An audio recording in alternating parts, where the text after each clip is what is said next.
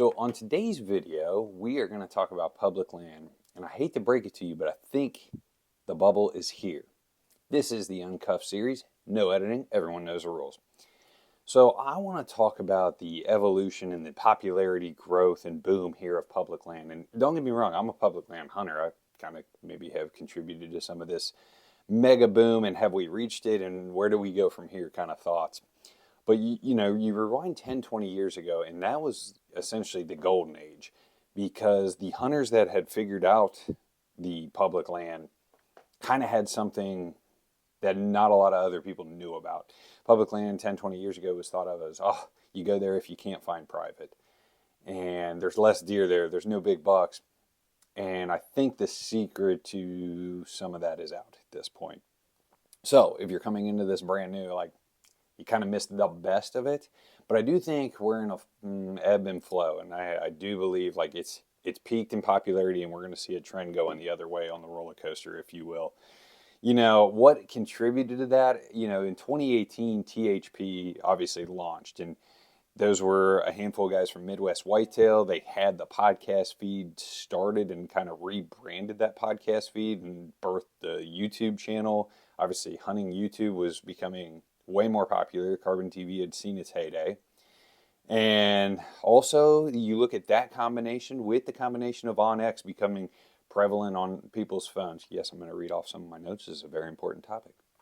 But OnX being at your fingertips, affordable, GPS. Dave and I talked recently on a podcast that if we'd have had a handheld GPS in the 2011 to 2016, 17 timeframe, we probably would have done better as bow hunters.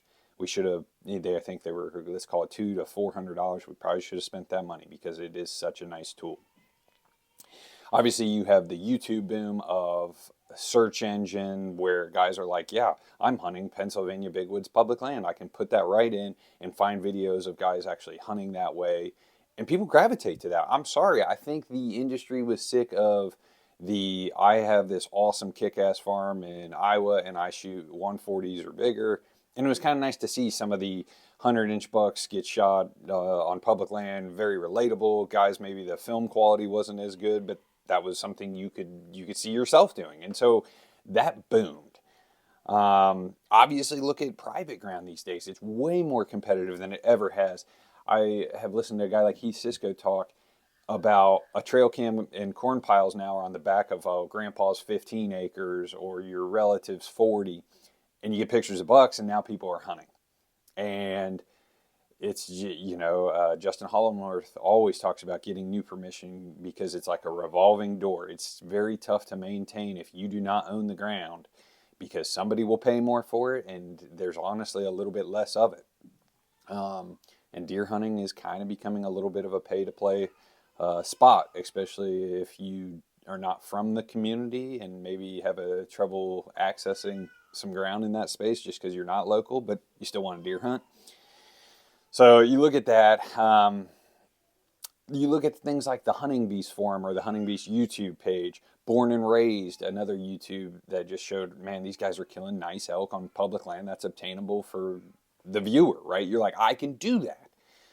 So that's actually led to it. And obviously the podcast, which is good because the podcast shed light to the killers that maybe didn't have a wall of giants, but had a wall of nice racked bucks for their area. Maybe it was a guy in Michigan or Pennsylvania with a bunch of 100 to 110 inch bucks, and that guy's a stud. That guy could kill giants if giants lived there.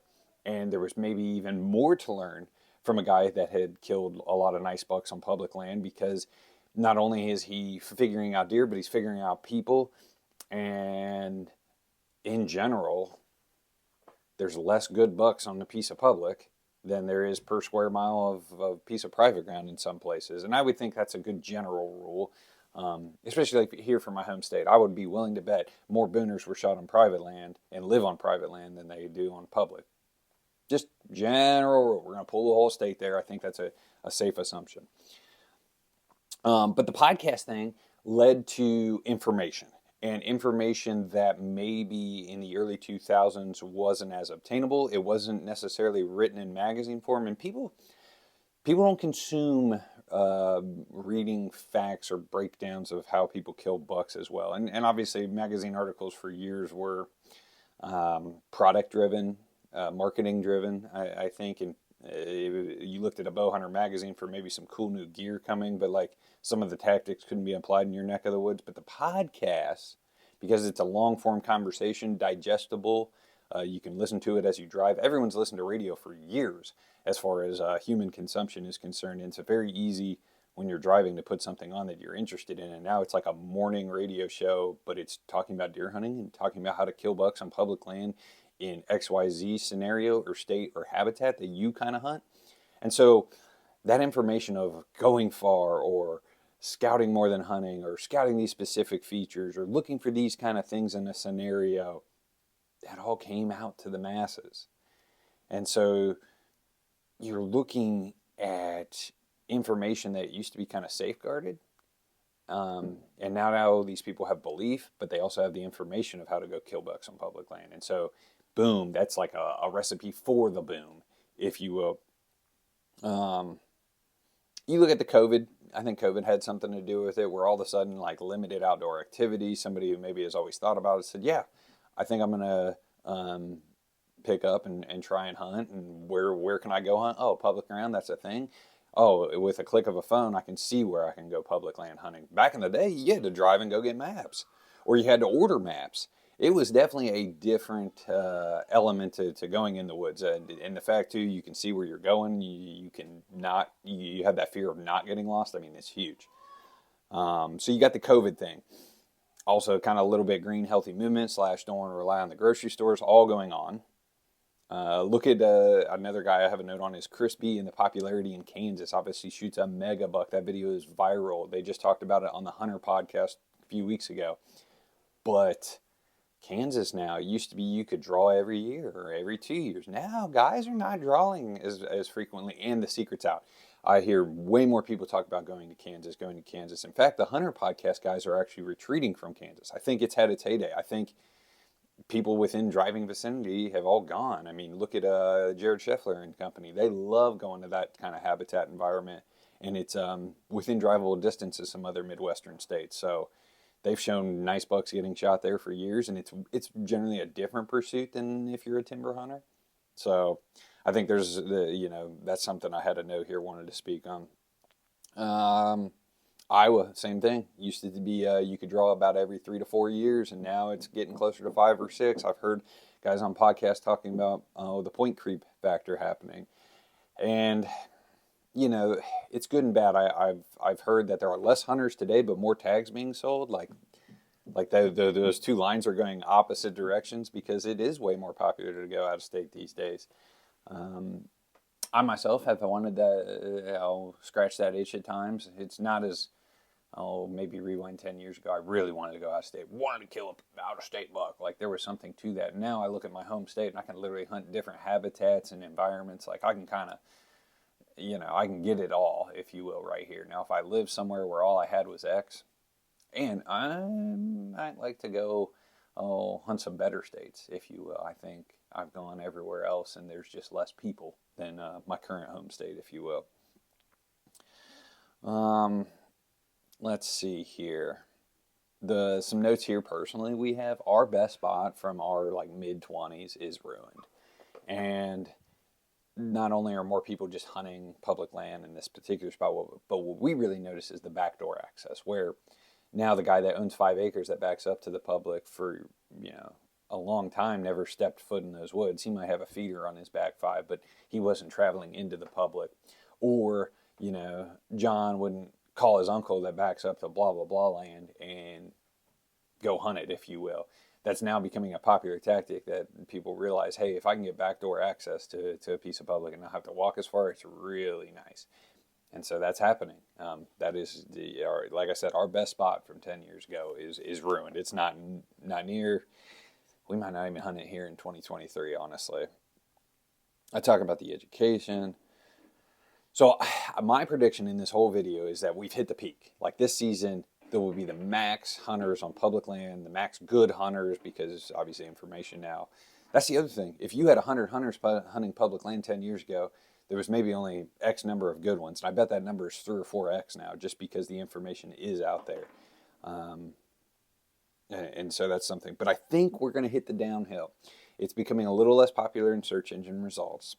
And I think people have tried it, and realized, it is kind of nice to hunt deer doing deer things and not be running into as many people. I think us as a group, Whitetail Experience, actually we hunted more private ground last season than we have in the last 10 years. And some of that is we see value in getting access because our time's a little more limited than it was when we were mid-20s. But it is nice to go hunt some easier hunts, especially on the physical side of things. Like when you're walking four-wheel paths and limited stand hangs, or anything like that. You just don't travel as far as distance walking or drag outs. Like, it is nice to have some easier type hunts in your agenda, or places you can chase bucks that it is a touch easier as far as physically. Wrapping this video up, I am very curious to see what the next 10 years looks like. I'd be interested to hear your guys' thoughts. Are you noticing similar trends? Do you think we've hit the boom? Or we got another season or two? And yeah, I think it's going to be a flow thing. I think we're going to bounce back to maybe, obviously, the management food plot game has kind of, is like an opposite of the public land game. Maybe that comes a little more in balance. I do think as a community, the public land bucks were so cool. Everyone liked seeing those guys shoot public land bucks, and the guys shooting the private land bucks were not getting as much coolness or likes. And I think we need to balance that bad boy out, realizing both are very hard. In fact, I hunted a very nice piece of private ground in Illinois years ago, and them does, they picked me off. They were a little more edgy than I originally thought. Now, true, I saw more deer than I did my entire Ohio season in like 2 days hunting that piece, and them does were still pretty switched on as far as what was in their habitat. But guys, I appreciate you watching the video. Like I said, I want to hear from you guys if you think we boomed, we busted. That's what she said. And where we sit in the public land popularity game. Thanks for watching.